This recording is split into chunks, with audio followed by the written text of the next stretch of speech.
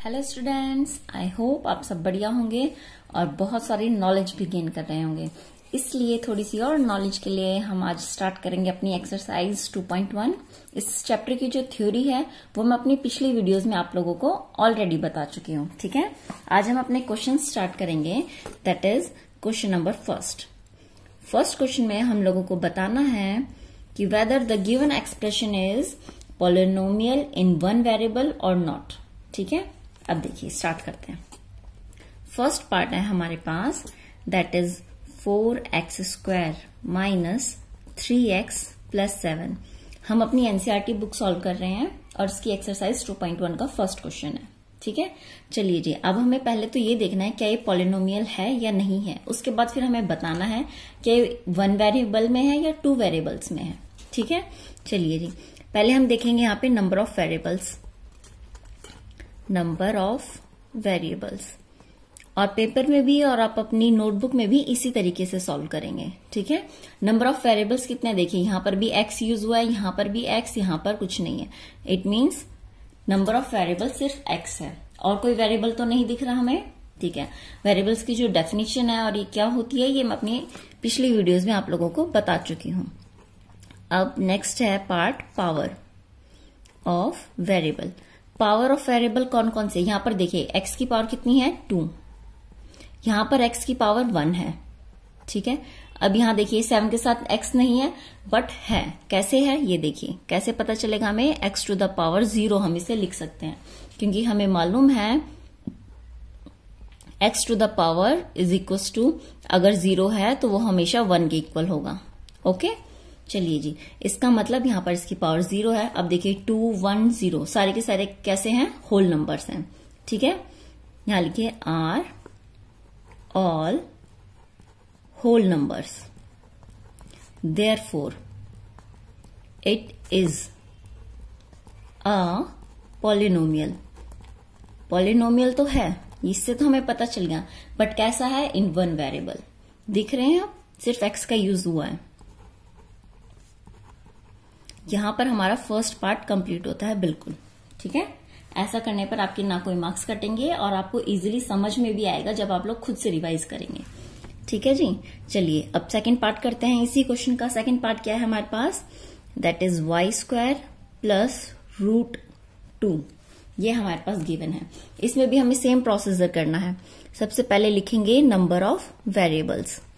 Number of variables कितनी है, यहां पर देखिए, यहां पर सिर्फ y का इस्तेमाल हुआ है, इसका मतलब एक ही वेरिएबल है, that is 1 only.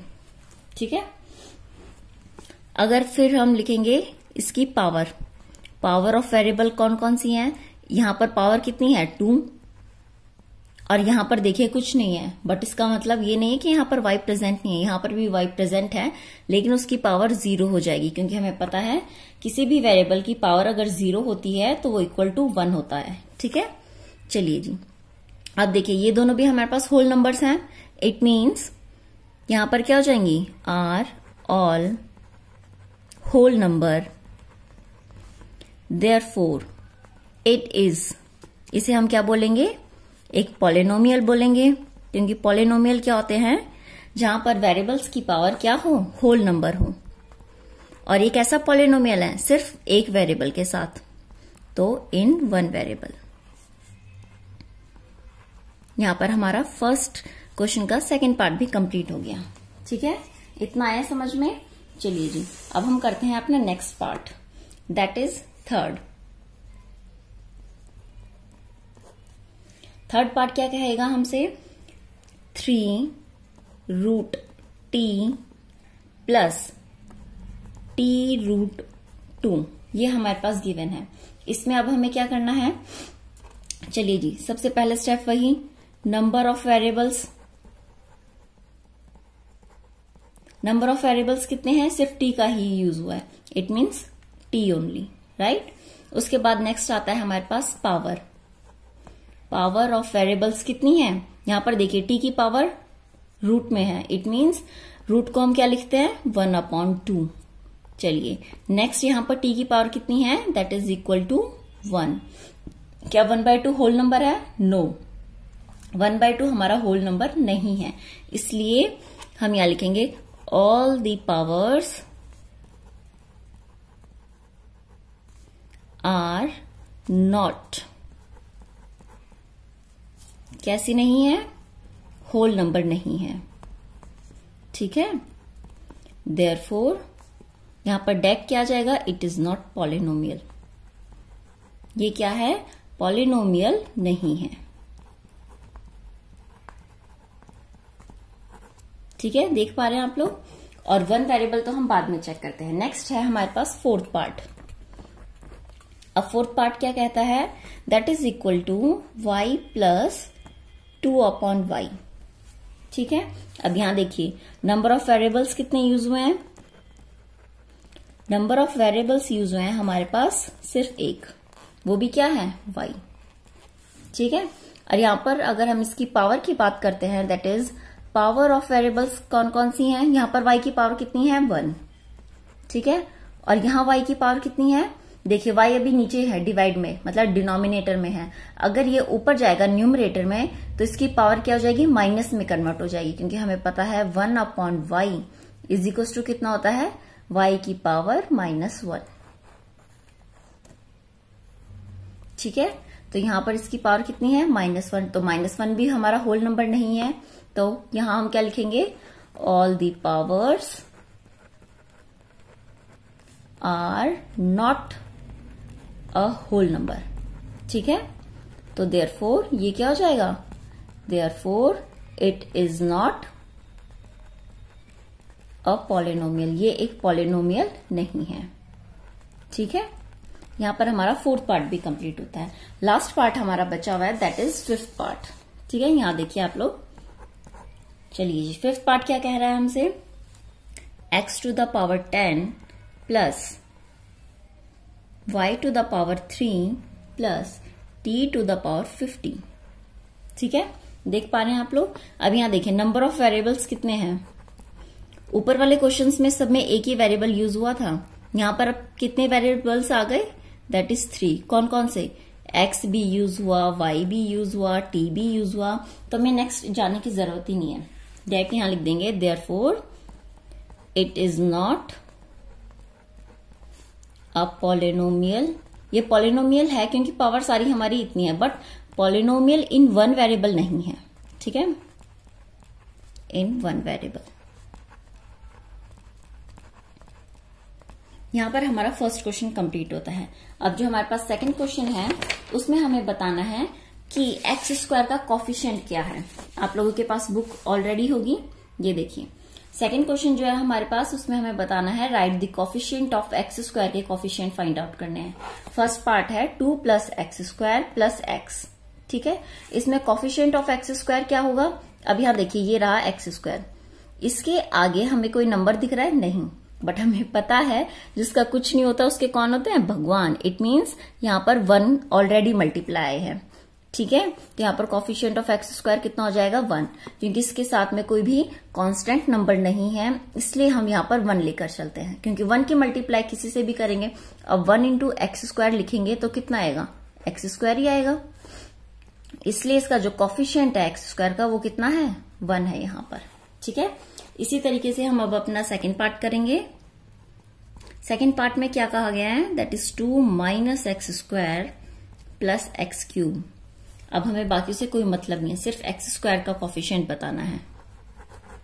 Coefficient of x square कितना हो जाएगा, इज इक्वल टू, अब यहां देखिए यहां पर क्या लिखा हुआ है, माइनस एक्स स्क्वायर है, ठीक है, यहां देख पा रहे हैं आप लोग। इसका मतलब यहां पर ये देखिए ये भी किससे मल्टीप्लाई होगा, 1 से मल्टीप्लाई होगा, बट इस बार कैसा होगा, माइनस का 1। फर्स्ट क्वेश्चन में प्लस का 1 था, यहां पर क्या है, माइनस का 1 होगा, ठीक है। चलिए जी, इसी तरीके से अब हमारा थर्ड पार्ट आता है जिसमें लिखा हुआ है π/2 एक्स स्क्वायर प्लस एक्स। अब बताइए कॉफिशिएंट ऑफ एक्स स्क्वायर कितना हो जाएगा, कॉफिशिएंट ऑफ एक्स स्क्वायर क्या होगा, जो एक्स स्क्वायर के साथ कांस्टेंट नंबर होता है वही हमारा कॉफिशिएंट होता है। तो आप बता सकते हैं एक्स स्क्वायर के साथ कौन है कांस्टेंट, दैट इज π/2, ठीक है। तो इसका आंसर कितना आ जाएगा, π/2। थर्ड पार्ट तक कंप्लीट हो गया। चलिए जी, नेक्स्ट हमारा फोर्थ पार्ट है लास्ट, उसे सॉल्व करते हैं।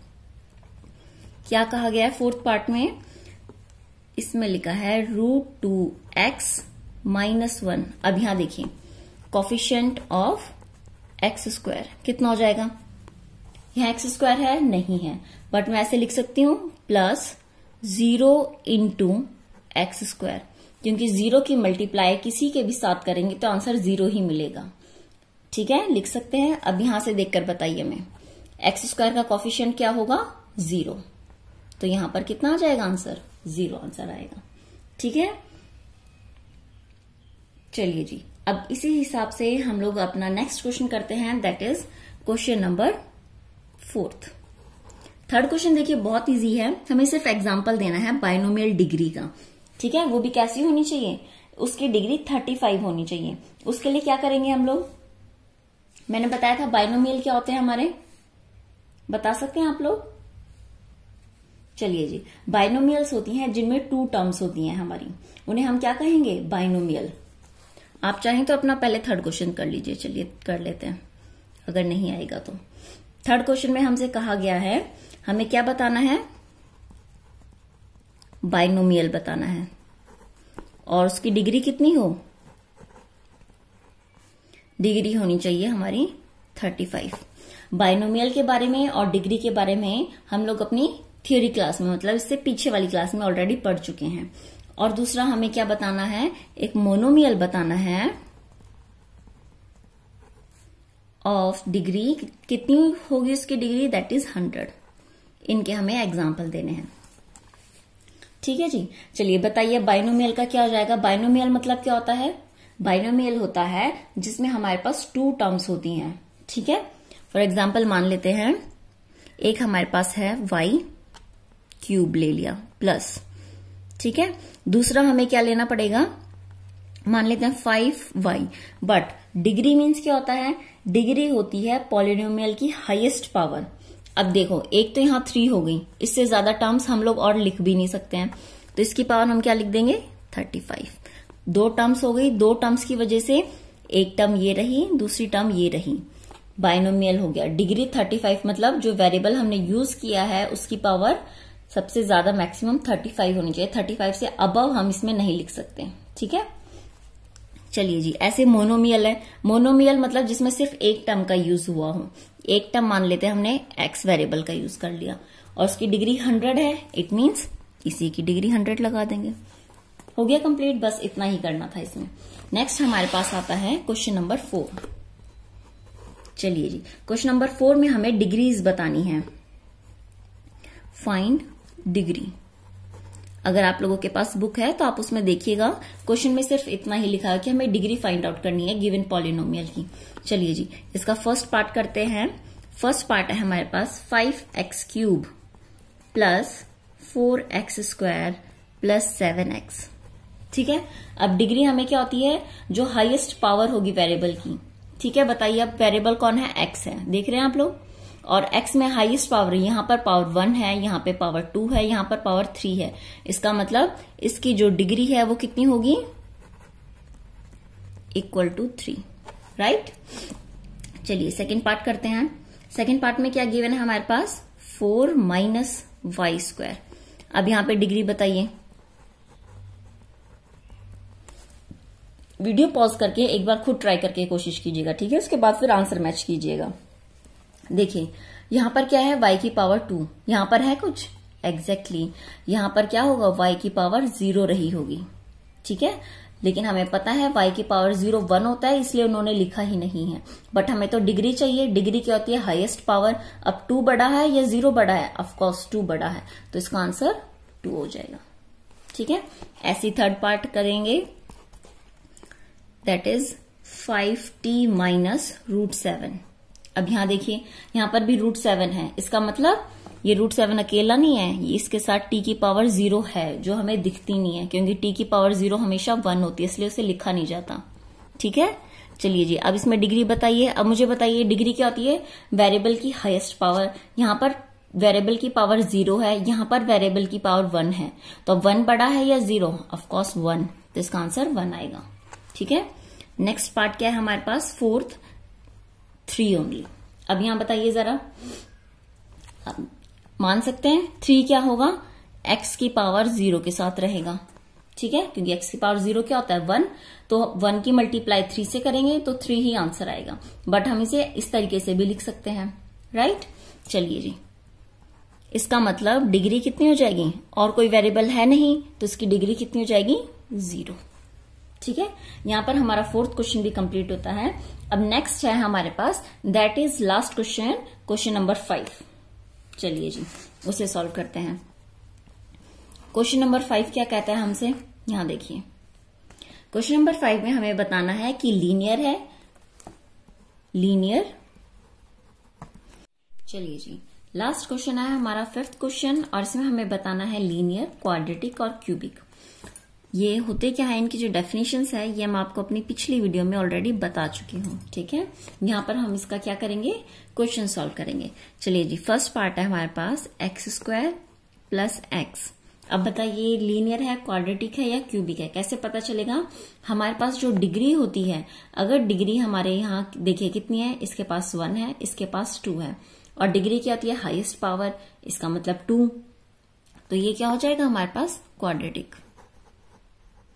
अगर डिग्री हमारी 2 है तो क्वाड्रेटिक, अगर डिग्री हमारी 1 है तो लीनियर, और डिग्री अगर हमारी 3 होती है दैट इज क्यूबिक। इसमें डिग्री हमारी 1 होनी चाहिए, इसमें डिग्री हमारी 2 होनी चाहिए, और इसमें डिग्री हमारी 3 होनी चाहिए।